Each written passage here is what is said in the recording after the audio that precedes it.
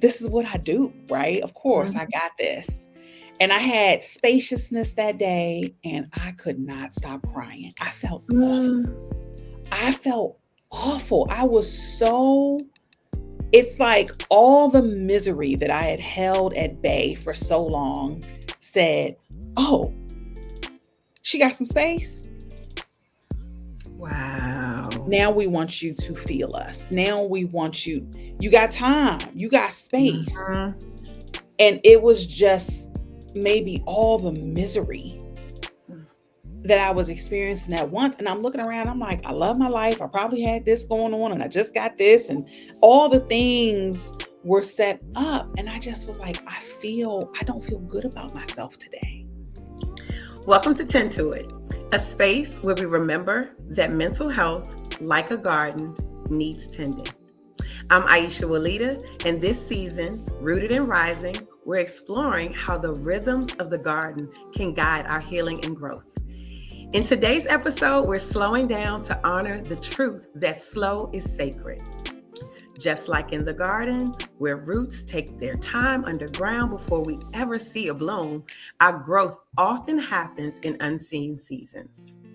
I'm joined by guest Cherese Brauer, who shares her powerful story of stepping away from hustle culture and choosing rest as an act of radical self-love. Together, we'll explore what it means to reclaim your pace, trust timing, and see slowness not as falling behind, but as one of the most sacred ways we rise. This is Tend to It. Let's dig in.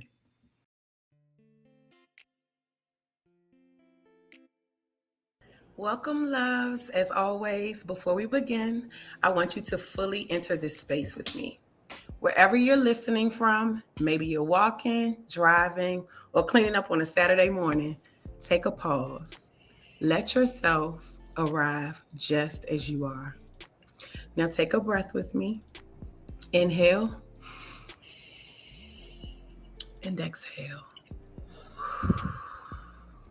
I'm Aisha Walida, licensed therapist and storyteller, and this is Tend to It, a space where we remember that mental health, like a garden, needs tending. This season is called Rooted and Rising, and together we're exploring how the garden can guide us in caring for our inner lives. In episode 1, we opened the garden gate. Today, we're stepping into one of the most overlooked parts of growth, slowing down. Because just like a garden, our healing doesn't rush. It unfolds in its own time. Slow is sacred. You know, sometimes when we're thinking about growth and we want things to move really fast, I've had people that ask me in therapy, like, okay, so how quick is this? You know, so when should I be done? And I tell them it takes time. I'm a slow cooker, not a microwave. So in the garden, slowness is also not failure. It's nature. In our mental health, slowing down isn't weakness, it's wisdom. It's wisdom. It's when you're telling yourself and listening to your body and saying, hey, I need to pause. I need to pay attention to what's happening.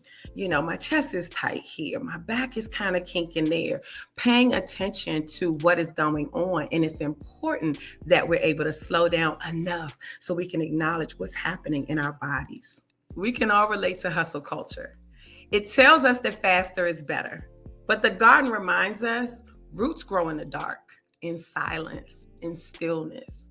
So this hustle culture that, you know, we're kind of trapped in sometimes, it tells us things that really go against what our body needs, which is time, which is grace, which is a moment of stillness. So this is why I'm so grateful for today's guest. I'm so excited today to introduce to today's guest, Cherese Brauer. So I'm going to read her bio because it is amazing and I want to make sure that I get it all in.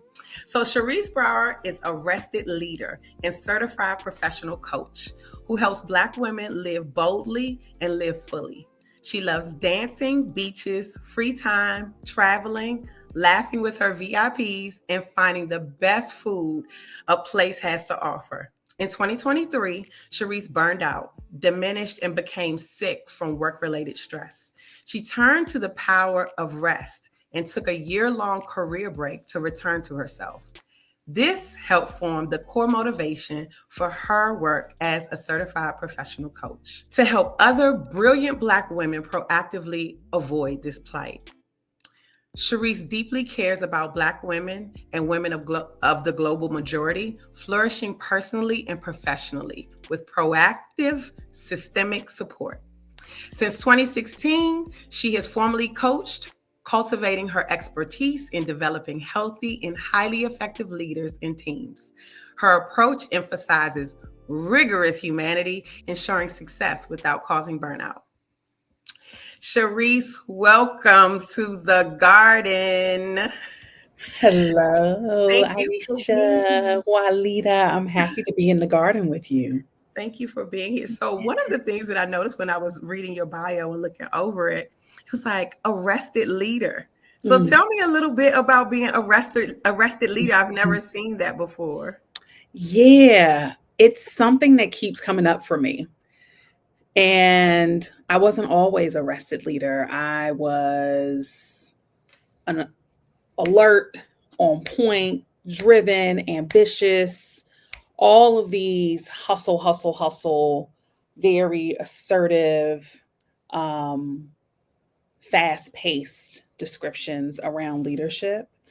And rested leadership has come to me recently, especially in my own practice with rest and my own practice as a leader.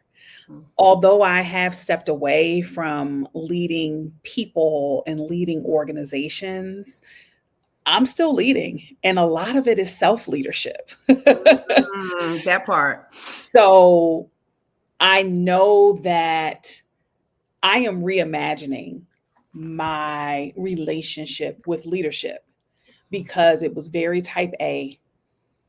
It Mm-hmm. was very hurry, hurry, rush, rush, world on the move. And I am cultivating the opposite of Mm-hmm. that. And so now I get to define leadership in life on my terms, not something that I inherited. And I think your audience may identify with some of my experience as, a high achieving Black woman, high functioning, right? Um, Turning into high performing. And then you take that high functioning to over functioning. You take that high performing to over performing, right? Mm-hmm. You take that high achieving to over achieving. And that wasn't my true voice. Mm-hmm. That was a script that I inherited. That was one of the few scripts that I saw as a path to a good life. And I'm going to say a good life because it wasn't about success. And then I was like, oh, wait a minute. This isn't really working for me. I'm doing everything I can to make it work. And on the outside, you can see all of these benefits: educational, socioeconomic, financial, right? Accumulating the things. Which really looks like success, It when the looks like outside looks at it, you're success, like, no, not quite. but success is actually about how my body feels. Mm. And that was so foreign to me. And I didn't have any Black women, especially so many brilliant Black women that were in my life and my family and my community and around me. I just never saw that. So I'm glad we're here to talk about slow as sacred. Yes, yes. So when you think about, slowness as an act of resistance, I just want to talk a little bit about how you feel like your transition from the hustle to slowing down was literally an act of resistance. You kind of spoke about it a little bit, but I want to hear a little bit about, your story and how you got here, because listen, the matrix is real, and, the hustle culture is like really all we know in a lot of ways. And it's kind of, we're praised for it. It's like hustle, hustle, hustle. I sleep when I die. And, all of these things that say, you're doing a good job when you're going and pushing and doing and doing and doing. So I just really want to talk about how, just kind of how you see slowness as an act of resistance through sharing a bit of your story and how you got here. Yes, definitely, definitely. Where should I start? So the first phrase that comes up and I wrote down is unhurried pace. Mm, That was my first promise to myself as I rebuilt trust with myself when I got really, really sick from work stress. My nervous system was wrecked, my limbic system, everything was crazy. And for pretty much about 22 months, I was waking up and having these, on a scale from 1 to 10, level 3 panic attacks. And 20 this is someone months. who, like, I go to bed, you know, Wow. I actually thought I was getting quality sleep. Mm-hmm. Mm-hmm. I woke up, I would journal, I would meditate, I would pray, I would do my little practices. I'm doing stuff beforehand, and I would just have these low grade panic attacks. And then they would pass. So for a second, can you describe what a low grade panic Oh. attack looked like for you? What it felt like for me, there are two sensations that are layered. There was a sharp pain right on the left side of my chest, like in between my collarbone and like the top of my left breast. Mm-hmm. It Mm-hmm. was like this very sharp, piercing pain. Wow. And then there was this heaviness, almost like a boulder or a cinder block. So there was this heaviness that I felt coming down on me. And then there was this sharpness. And I would rub it and I'm like, is everything okay? Is it gas? Because, Mm-hmm. I was like, Mm-hmm. no, it was not. It was my body telling me this is not working. The way I kept pushing, the way I would just get up, get in the shower, start moving. Mm-hmm. But that was my calling card, so to speak, to start my day. Mm-hmm. I've been trained all my life to keep going. When you're not feeling well or something feels different, as a child, I didn't have anyone saying, help explain to me what you're feeling or your experience. And it was like, it's nothing wrong with you. Come on, get up. We got to go. Mm-hmm. And so that inner narrative was the loudest narrative Mm-hmm. and the most familiar one. And familiarity is just known. It's not healthy because it's familiar. Mm-hmm. I say that 22 months is like 2 years. That is a long time. Mhm. Mhm. How long did it take you to associate what you were feeling and experiencing in your body with, going into work and getting ready for the day? Like, how long did it take you to make that connection? I would say much longer than I thought. I think a year, maybe at least 6 months into my career break was when I first accepted, oh, that was horrible. Mm.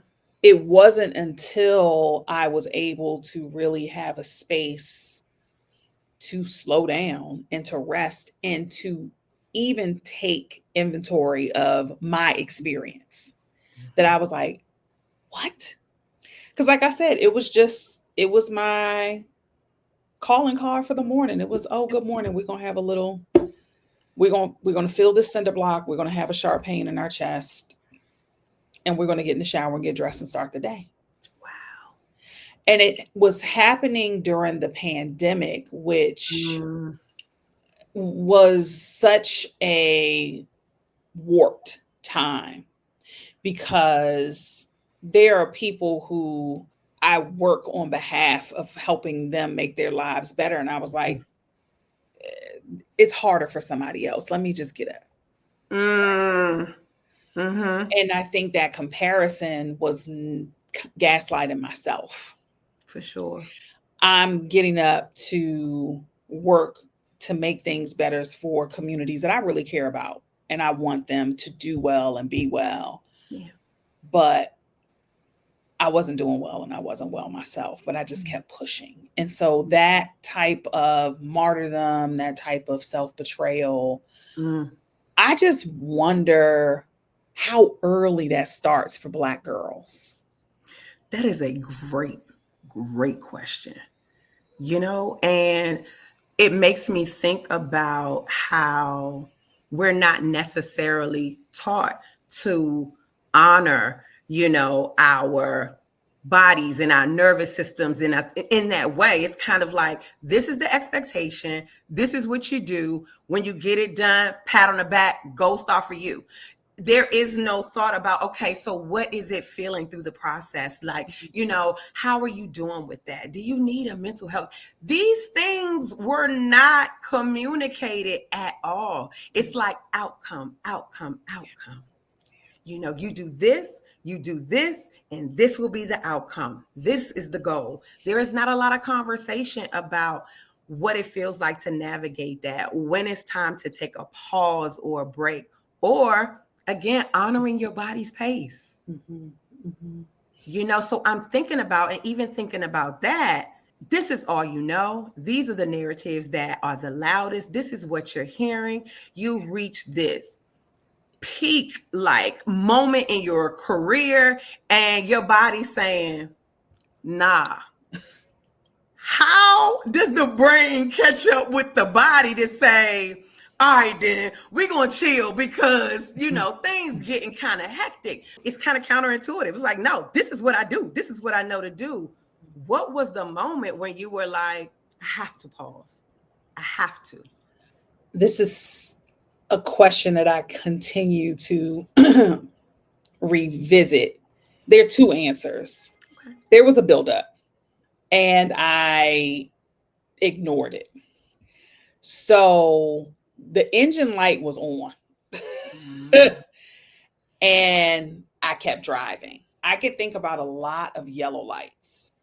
And the first yellow light for me was I didn't have energy left over for myself, for the people who I wanted to spend time with, and the activities that I wanted to do. Mm-hmm. And it Mm-hmm. seemed like I could not recover. Mm. And I'm a dancer. I love dancing. And I West African dance is one of my favorite activities. And where I lived, I could walk 7 minutes to dance class on Saturday at 3 p.m. It would be 2:45. Mm. And I still could not get that cinder block. I was not recharged. I didn't feel, and then I started feeling guilt and all these things. So that was the first one where I was just like, wait a minute. Mm. I have been asleep since 7 p.m. Friday, Mm-hmm. or I've been resting, right? I've been doing the things. I've watched my TV. I'm relaxing. I'm checking in with people. I'm thinking that I'm doing these behaviors that are going to create renewal. Yeah. And it wasn't happening. Mm. So I was just dragging myself to the things that energized me and gave me joy that I would actually prefer to be doing. Yes. Yes. And so that was the first thing. And then the second one was a peak level of disassociation. I had an event that was really important, pretty high stakes. I had set up all the conditions. I had space. It was an evening event. So I knew I wanted to be rested. I was resting my voice. I had my lines. I met with my team. We were all ready. I knew who the people were going to be in the room, all of these things, all of the stuff that this is what I do, right? Of course, Mm-hmm. I got this. And I had spaciousness that day and I could not stop crying. I felt awful. Mm. I felt awful. I was so, it's like all the misery that I had held at bay for so long said, oh, she got some space. Wow. Now we want you to feel us. Now we want you, you got time, you got space. Mhm. And it was just maybe all the misery that I was experiencing at once. And I'm looking around, I'm like, I love my life. I probably had this going on and I just got this. And all the things were set up. And I just was like, I don't feel good about myself today. And nothing bad happened. Mm. Nothing bad happened. I just did not feel good about myself. And I reached out to one of my very dear friends who was in a similar, role in that professional world.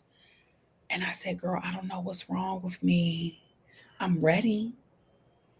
I'm ready for tonight. I feel terrible.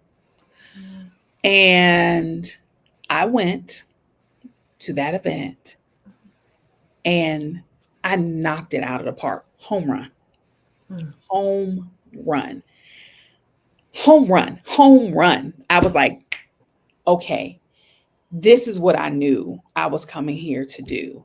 Mhm. But the inverse of that Mm. was I was, as Miss Sophia said, mighty, mighty low. Baby, I was like, whew. So when you have this inverse, right, this Mm. exterior and disassociation, which I would call, I use the term compartmentalization. That was disassociating. And I was so deeply disassociated and I knew it. Mm. And I went to my journal. Mm. And I think I had been writing down pages and pages of symptoms at this point, Oh, just wow. privately. And I have led and managed people and organizations for years. So I Mhm. understand the medical leave process. I Mhm. understand FMLA. I have supported people in making the right choice. And I remember I called my therapist and I said, I have done this for other people, but I want to just read this list of symptoms. And I'd like to get your thoughts on whether or not I qualify for medical leave. Mm. And I went in, and this woman, doctor, listened to me and she said, I'm glad you came in. I can only give you 2 weeks. Mm. And I was like, that's not enough. Mm. You knew it in that moment. You like, no, that's not enough. That's not enough. Just being able to say that that's not enough speaks to the acceptance that we need to slow down. Because if you hadn't accepted that things have gone left, things have gone awry, like this has gone too far, you would have said, okay. But you knew, like, no, I need more time. I need to take care of myself. And I can only imagine looking at that list of symptoms that you were compiling over time, like, okay, this is not sustainable. And trusting, that the timing of when you were saying, like, now is this time. I need to take this time. This is the moment. And trusting that I don't know what else is going to go on. I don't know what's happening, but I know that my body is telling me that I need time to sit down. And 2 weeks is not enough. So thank you for sharing, just how you got there, because I think it's so important for folks to hear like Hmm. what this can look like or feel like. And they might be experiencing it right now. And no, they might not need FMLA or anything like that, but being able to just recognize and be aware of what is going on and happening in your mind, in your body, in your spirit, and being able to honor that. What does that look like to say, like you were able to call your girlfriend and say, listen, this is what I'm feeling. This is what's going on. And that just having that link, having that person that kind of understands to say, I hear you, I see you, that is something that can give you a little bit more space. We call me and the producer talk about companion plants Mhm. and how plants actually can thrive better if they have other plants, around them. They speak to each other and they help each other to thrive. And I'm thinking about, just how you had like this community of plants, just like your therapist, like, your friends, like, so what you gonna do even when you were feeling unsure, kind of having that reinforcement or that encouragement, because like you said, at that time you didn't really kind of trust your voice Mhm. at Mhm. that moment. Mhm. Was there a feeling of failure or weakness throughout this process that Mhm. kind of challenged you in a Mhm. way that you thought, maybe I shouldn't do this? How will this look to other people? you Mhm. know did that come up for you? Oh, yeah. Because when you are a CEO, you are always managing perception and Mm-hmm. navigating perception. Mm-hmm. And that doesn't mean you have to be aware of how things are perceived, because you have to bring people along with you. You Mm-hmm. know, you have to be aware of all of that stuff. So I was aware of it so much to the point where I didn't take my first week of medical leave, because in my mind I had to get a comms plan together for my team, for the organization, for the this, for the that, for the this. It was like I had to have a strategic plan just to even take, you know, medical leave. Mm-hmm. And so those are what I learned, are called cognitive distortions. Yes. And I was like, oh, so I'm telling myself something that I feel is real, but it's not true. It's not helpful. And Mm-hmm. so going back to your thing about rested leadership, I could not rest fully in my own knowing. Mm-hmm. I could not rest fully in my own voice. And I had to consider so many different people's voices and opinions Yeah. that then I was just like, well, wait a minute. How do I even, where's my voice? The hierarchy of Mm-hmm. other people's voices, it's Mm-hmm. good. It can be Mm-hmm. helpful to listen to other people, but I can't value what other people think over what I Right. think. What I think Right. comes first, right? And then when you don't really have a nervous system that is regulated and nourished, right? Mm-hmm. There, you're glitching. You're glitching. Mm-hmm. And so I just was glitching. And what I did know is the very first thing I said to myself, I said, I'm operating at an unhurried pace. I'm not rushing to do anything. I'm not rushing to do anything. I need to take my time. Also, whatever, however long I think it's going to take for me to do something, it takes me longer. Mm. Okay. That's okay.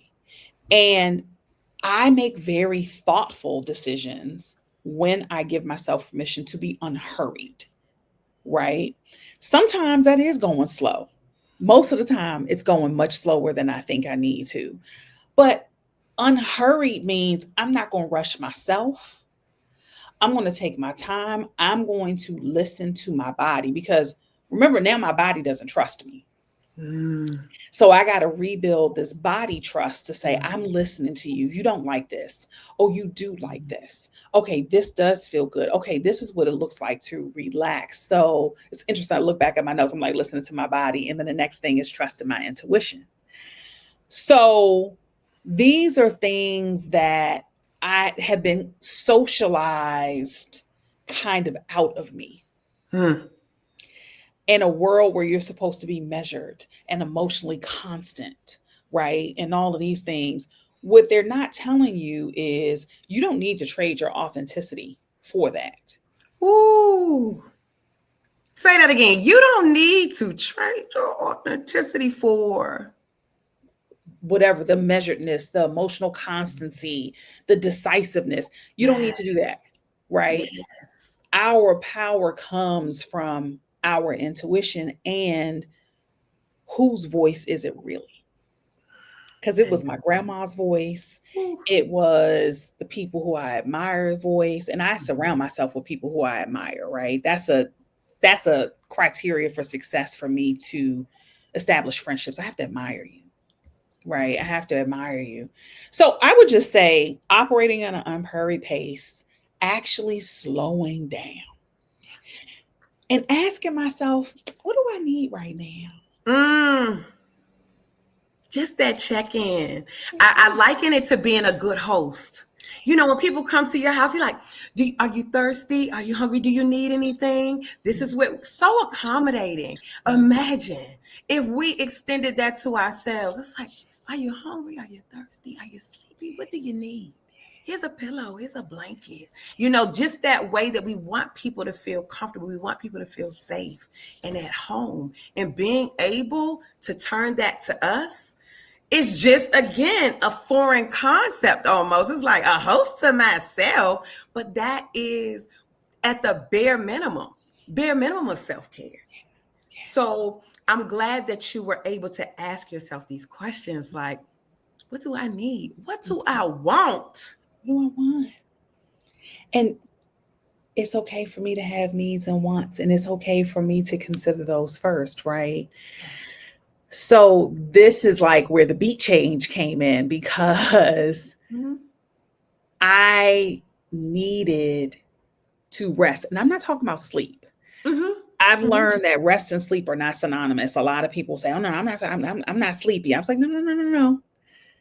And my teacher and friend Octavia Rahim introduced the Mm-hmm. term to me, awakened rest. And I would be in these sessions. I'm like, "What you mean rest when you awake? You know what? Huh? You mean I'm waking up?" And we would do restorative yoga. And she was like, I was like, "So I'm waking up to lay back down?" And she said, "Mm-hmm. Yes." So rested leadership, rested self leadership. How do I lead myself? How can I trust myself to lead myself to my zones of joy, Mm-hmm. to my zones of genius? Mm-hmm. And what does it look like for me to be bold on my own behalf? So, when you are deeply exhausted and diminished and depleted, Mm-hmm. what happens is it's very hard to stay in healthy relationship with your imagination. Mm-hmm. And Black people's creativity and imagination is, I believe, a manifestation of our connection with source, with a higher power, right? What I had to keep saying to myself, Aisha, I said, I'm going to operate at an unhurried pace. And I don't know what is next. I don't know how. However, I have plenty of options. Come on, options. I may not be able to see them right now. I may not be able to hear them right now. And I have a lot of support, right? Seen and unseen, known and unknown. I have options. I have support. I had to keep encouraging and affirming myself to start rewiring that talk. Mm. And the beat started changing. And I said, oh, what's little Cherese want? Oh, Right? yes. What are little Cherese's dreams? So I had to go back to some of younger Cherese's dreams. Mm. I became pretty fluent in Spanish as a preteen. Started taking Spanish at 11, and I loved it. Like language and I just clicked. And I always wanted to live in a Spanish speaking country. Okay, little Cherese wants to live in a Spanish speaking country, right? Okay, big Cherese wants to wake up without an alarm clock. Sure. Come on. Big Cherese wants to have slow mornings. Mm. Big Cherese wants to wake up with energy for her day, right? So when I thought about this, I was like, oh, I've got dreams that I need to remember. And Yes. when I started tapping into my dreams and my imagination and Yes. how I wanted to feel, and I was like, oh, where do I want to be right now? Where do I want to hear? And for me, it's always water. It's always water. It's Mhm. always a beach. A I beach love is that my word. favorite place in nature. And that imagery automatically started making my nervous system feel like I was there. Mm, So you're the therapist. mm.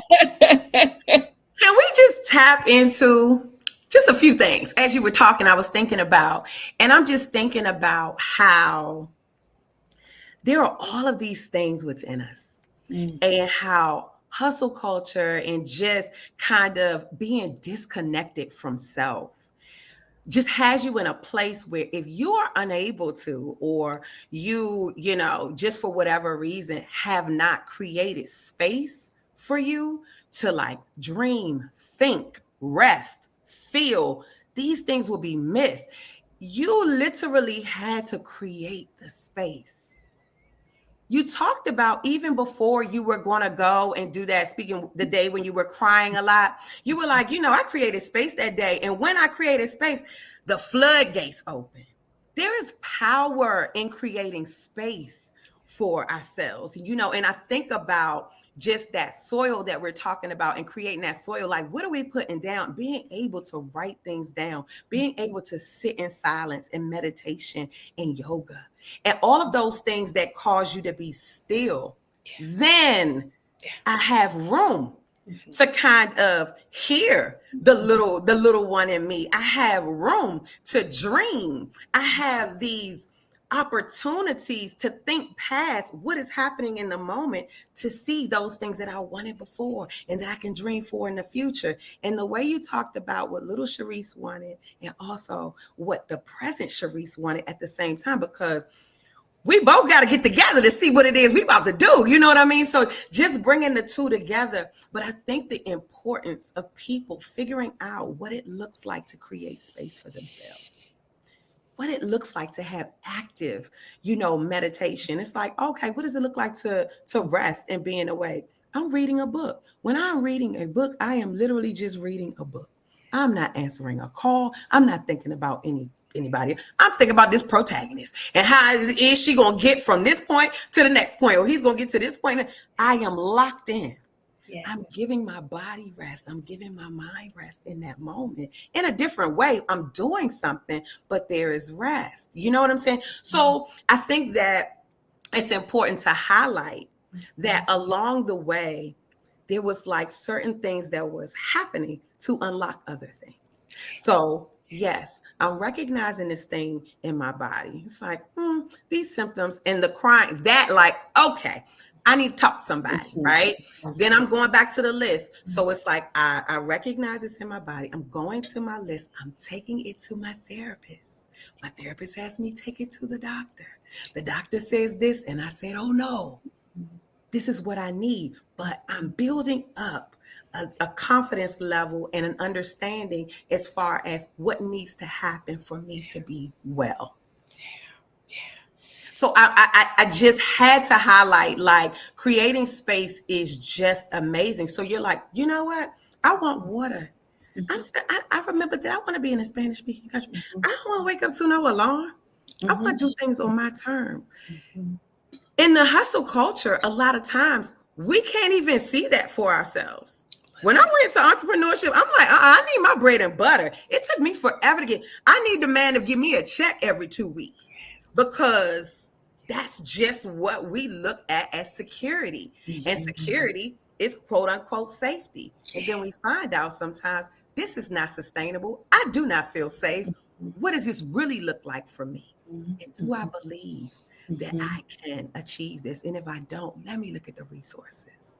Listen, Listen. So you listen. did these things. So I'm just really, really, really excited that you were able to get to that point and just being able to articulate to the listeners and to me, like, what this journey was like, and actually being unsure throughout this journey and relying on some of the resources that you had and the dreams that you had. So you have this dream. I need water. I need space. How did we get to it? Yeah. What And did you honoring and not judging what comes up, right? do? What do I need? When I ask myself that question 10 times, Ha! that list that list starts getting a little bit more precise. It gets a little more nuanced. It gets a little bit more honest when Mhm. I just say, what else do I need? What else do I need? Yes. You talked about stillness practices, right? That requires us to sit with discomfort, right? And because the things that come up in stillness, they want attention and they might be uncomfortable. Mm. And I think one big change for me has been um, yin yoga. Yin Mm. yoga is slow. Mhm. Yin yoga is on the ground. Yin yoga is about finding the soft edge and sitting with the discomfort and discerning the difference between discomfort and pain. Ooh. So when we think about Black bodies, when we think about Black women bodies, right, and our relationship to labor, our relationship to pain, our relationship to discomfort, right, our relationship to uh, excitement, excitement that is not tempered Mhm. with, well, what else? I can't let me, I'm not going to let myself get too excited. I'm not going to let myself enjoy all of this because I know Mhm. something else is coming around the corner. Da, da, da. There's some cultural stuff as Black Americans that came up with stillness, and it was around laziness for me. Ooh. So I had to counter these narratives of, I'm going slowly. Am I being lazy? Mm. I'm doing less. I'm taking things off my plate. I'm saying no. Am I being lazy? Am I disappointing? The people pleaser was freaking out, right? Mhm. I am just going to sit and do nothing. Am I being lazy? And then religious trauma says, well, an idle mind is a devil's playground. Who said that? And who were they saying those things to? Because those kinds of, you know, statements aren't reinforced to all people. Um, it's very interesting based on what we look like, where we come from, Mhm. how those messages are just at the ready. Yeah. So I will tell you, there was a lot around because people would ask, what you gonna do? Mm. And the response was, I'm not gonna do anything, I'm just gonna be. And I don't even know how to be. Mm. I know what it looks like, what it's supposed to look like to you all. Yeah. So, this thing about laziness Mhm. and idleness and Mhm. being unproductive, because we got all these productivity hacks and we supposed to be. No, that is not how our rhythms, our natural cadence is designed. And all of that is programmed out of us. Mhm. Everything is telling us, especially Black women, everything. I can't think as a Black woman, I pay attention to all of the messages that say do more, not enough, da da da da da, you need to fix this about yourself, this isn't good enough, this isn't da da da, you should have this has to be this. It's like rigid, it's all of these things, it's so much weight. And I was like, oh, now I know what that cinder block was made of. Hmm. Mhm. Now I know the weight, what the ingredients were for my cinder block, right? And so I think there's this thing around, people can be uncomfortable when Black people are relaxing because they don't think we deserve rest and relaxation, right? Mhm. Especially because of American chattel slavery. Mm. I'm very aware of that. You see Black women laughing and relaxing, having a good time on the Napa train, and someone decides that they're too loud and your relaxation is disturbing mine. How? Mm. So we've got some cultural stuff that is because of supremacy culture that we actually have to release. So, to sit with that and to sit with those messages and say, oh, those aren't my messages. That's not true. Mm. As a matter of fact, the more still I get, the more clear I become. Yes. I'm like, oh, I get some clarity on the other side of this. Yes. Wow. Okay. So, yeah, I don't want none of this. I'm going to release it. And baby, when I pivot and it's time for me to let things go, I let it all go. And, Yes. you know, we are friends. So you have seen this happen in the time that we have become friends. Once I figure out what's not working for me, Pew. baby, listen, liquidation sale. I'm out. I'm out. You like taking my money, my house, and my car. I'm out of here. Take it. I'm out of here. Cause that's not what I want anymore. That's not Yes. wealth. That's not wellness. That's not success. That's Mm, not what I want for myself. And you get to change your mind. So here's the yes. other thing.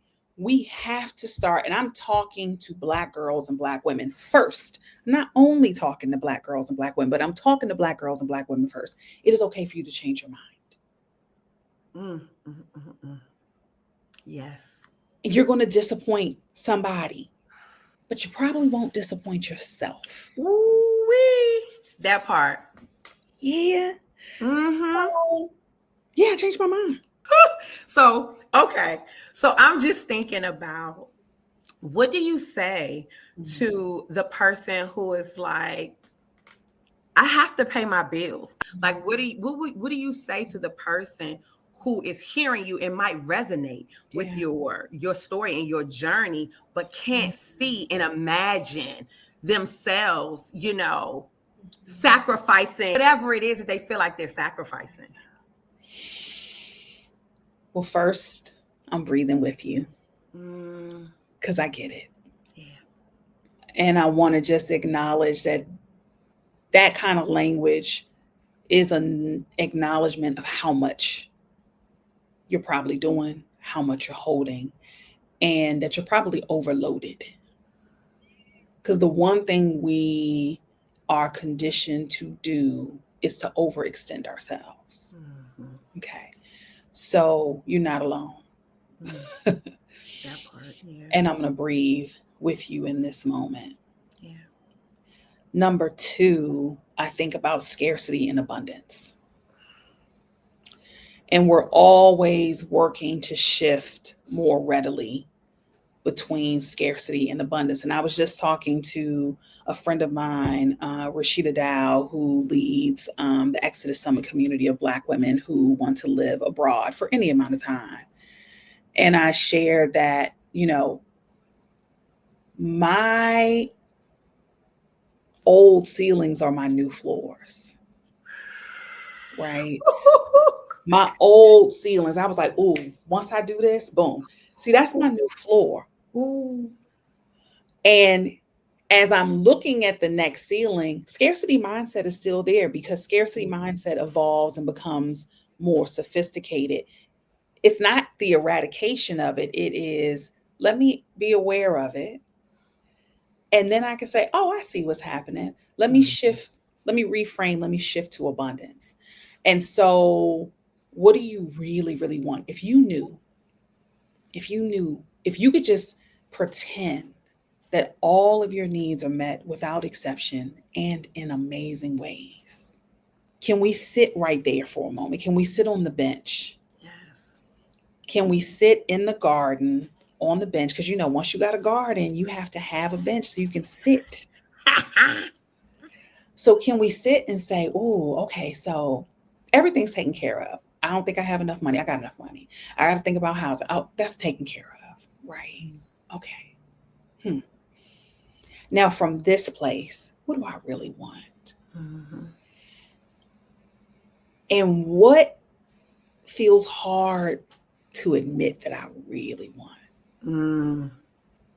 So, if you have a little bit of courage left to bring with you, and for me, it was not only do I not want to do this anymore, I don't want to do anything for a while. And Dr. Gail Parker, who's a brilliant Black woman and a psychotherapist and an incredible yoga teacher. She has a book on restorative practices for race-based stress. And she says, just because you're doing nothing doesn't mean that nothing's happening. Mm, mm, mm. You dropping some nuggets that I'm putting on my refrigerator. These. Shout out to Dr. Gail Parker and Octavia Rahim. So here I'm talking about lineage work with Black women. I'm Okay. hearing you. I'm picking up what you're putting down. The next thing is you do have help. So who's your dream team?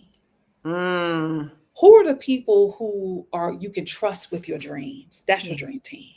Mm, And I would look at that through the life wheel, right? You could look up a life wheel. It's like 7 or 8 sections: money, yeah. health, right? Love, Yeah. family, whatever, whatever, whatever. Who are the people who you can trust with your dreams? Because your dreams are sacred. They're not for everybody to understand, they're for you. But there are just some people when you say, you know what? I think I'm gonna fly a kite today. Be like, oh, what kind of kite you gonna fly? Yes. That's a person that's in your dream scene. Be like, oh, kite. Like, what kind of kite? Can I come? So yeah, absolutely. Who's on your dream team? Who's on your dream Yes. team? You have helpers. They may not be the people that you expect to be your helpers, Mm, but you have plenty of help. And so I think there is I gotta do this, I can't, I got this, I gotta, oh, I can't do this, I can't. Your brain is trying to prove you right. If you think you can and you can't, you right. But your brain really is trying to prove you right. It's designed to prove you right. So sitting on that bench and just saying, I don't have no money. Oh, wait a minute. I have what I need. mm, And the last thing I'll say is there is an awareness of when we are under resourced internally. mm, When you feel an under resourced internally, that's not the time to be making a lot of big decisions. mm. That's the Yeah. time to get comforted. That's the time to sit, Yeah. right? You taught me this. For when your period comes on, you give yourself a care package. Because I'm about to be under resourced in a different way. So let me just set myself up. And so I was like, oh, I Mm, feel this. My body is changing. She's doing a lot of stuff that she's supposed to be doing. I may not be as resourced as I was last week before I came on my period, but what kind of comfort? How can mm. I set myself up to be comfortable and I can relax? Because I don't need to be doing a whole lot of stuff when I'm Yeah. under resourced. No. And that translation is under resourced means I ain't got it. Plain and simple. When up in here, I ain't got it for y'all today. That's under resourced. That feeling like y'all, I ain't got it today. That is when you're under resourced. That's when you need to be still. That's when you need to be comforted. That's when you need to figure out what you need. And I'm not talking about substances. Mm-hmm. I'm talking about water. Mm, I'm talking about sunlight. mm. I'm talking about something green, something that grows from the ground, right? Nourish yourself and then just relax. Yeah. Nature. Like just like you said, that sun, getting outside, putting your feet to the ground, like just really being. And I think that is the thing that people have a really hard time doing, and it seems like such a foreign concept because my being is so attached to all of these other things, and it's attached to productivity. Me being is attached to productivity. So what does it look like for me to be if I'm not productive? Like, again, the word lazy, I cannot stand that word. When people use that word, I'm like, ugh, I cringe. It's like one of those words that I just cannot stand because, well, it's a whole lot of reasons why. But I will say, that one of the things that I think is important is a dream team and having people around you who can support. Mhm. you, and who can see you, who can hear you, and who can hold space for you when you really need it. Because that's a part of, and I know we've had conversations, what has helped you to get to where you are. So I can talk to you all day. Well, Cherese, this has been rich. And when I say rich, I am so grateful, for this time. We are going to go into the Tend to It segment, and I'm glad that you'll be a part of it. All right, y'all, it's time for Tend to It. Our weekly practice, the part of the show where we stop just talking about tending and actually do it. Last week, I invited you to create your own care corner, a space, big or small, where you feel safe, seen, and still. Maybe you set up a chair in the window, maybe you lit a candle, maybe you just gave yourself permission to pause Mm. just for a moment. However, you did it, that was tending. This week, our practice is simple. Notice one moment when your body asks for slowness and give yourself permission to honor it. It could look like realizing you need to close the laptop 5 minutes early, or maybe your body says, don't rush this meal, taste it. Slow down, be mindful while you're in it. Or maybe it's choosing to walk instead of scroll. Just as we water plants only when the soil is ready, we too can respond to our own readiness with compassion. This is your permission to slow down. So this week, I want you to listen in. Where's your body asking for slowness? And when you hear it, tend to it. As we're talking about tending, I'm reminding that so much of our growth happens underground, unseen Mhm. but still alive. Just like the garden where roots are doing the real work long before we see any bloom. Cherese, I want to close our time with two questions we ask every guest because they remind us what keeps us grounded when life feels uncertain. So the first question is, if you could plant one seed of wisdom to our listeners, what would it be? Listen to your body the first time. Mm, listen to your body the first time. Awesome. All right. The second question. The earth has music for those who listen. So, what's a song that keeps you rooted, especially in seasons when your growth may not look like blooming? Mm. I like this group called Beautiful Chorus. Mm, They have a song that's called Faith's Hymn, and they're just humming. wow. I got to check that out. It is an automatic reset for my nervous system and my body. Beautiful chorus. It's called Faith's Hymn, and I hope somebody gets something from it if they Awesome. choose to listen to it. Thank you. Thank you for sharing that. So, Cherese, I want to make sure people are able to find you if they need some support around coaching or anything like that. So, how can people contact you? Tell us a little bit about your coaching, things like that, so people can connect if they want to.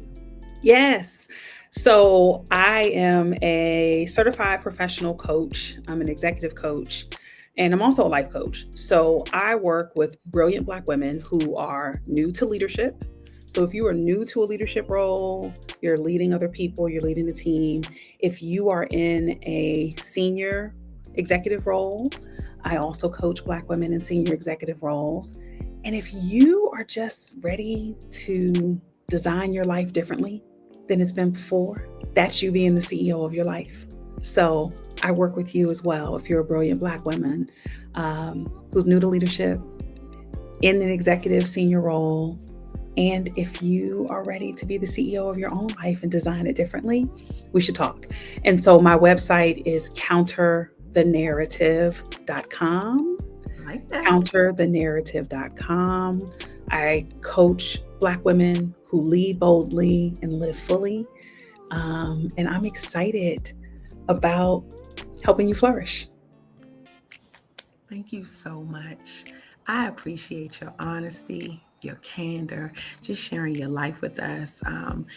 There's so many things that you shared that I know I'm writing down, and I wrote down, and I'm definitely going to put on the refrigerator, just as reminders, just those little nuggets that we can take with us, and being able to remind people of what it looks like to be able to dream and to remember themselves. So I thank you for your time, and I appreciate you being here with us. Thank you. And thank you for this. This is a gift. And you are a gift in my life. Thank you so much. As, a sister friend who's part of my dream team. Thank you for enriching my life, Aisha. Okay, y'all. In our next episode, we'll move deeper into the garden with our guest, TC Mason, as we talk about preparing the soil. Now, just like we opened with taking a breath, loves, let's close our time together the same way. And hey, this may be your tend to it moment. So wherever you are, take a breath with me. Inhale and exhale. Remember, the soil is rich, the seasons will change, and your growth is worth This podcast reflects my personal reflections and professional insights as a licensed therapist, but it is not a substitute for therapy. The conversations and practices shared here are for educational and inspirational purposes only. If you are seeking mental health support, I encourage you to connect with a licensed therapist in your area who can provide individualized care. Tend to It is a production of Black Unicorn Productions. This episode was executive produced by Tanisha Williams. Special thanks to you, our community, for showing up and tending to it with us. Until next time, remember, the soil is rich, the seasons will change, and your growth is worth the care that you give. So be it, tend to it.